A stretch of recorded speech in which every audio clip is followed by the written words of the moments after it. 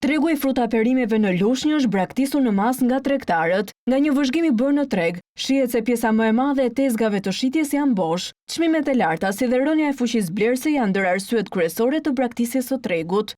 Malli është pak i shtrenjtë, e fuqi blerëse nuk ka. Rrim po thuash ka gjithë ditë këtu me 20-30 mijë lekë xhiro. Do hedhësh 4-500 mijë lekë, nuk do bësh 20-30 mijë lekë xhiro. Po shitja tani s'ka shitje. Ja është malli shumë shtrenjtë. Atë tregu mal s'ka asnjë lloj gjeje aty. Që dhe njerëzit s'marrin ikin. Ne kemi 25 vjetë këtu ërti, po blerjet kanë rënë fare se s'ka fuqi blerëse. Po njerëzit vinë po janë çmimet të larta. Nuk kanë lekë. Ja, nuk kanë lekë. Për shkak të rritjes së çmimeve, qytetarët thonë se janë të detyruar të blejnë vetëm produktet bazë të shportës.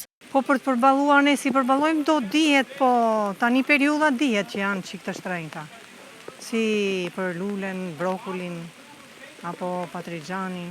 Janë gjitha zinxhir problemi këtyre. E vuajmë si fermerët edhe konsumatori këtë çmimin e lartë. Shumë të shtrenjta janë, po çfarë do bëj?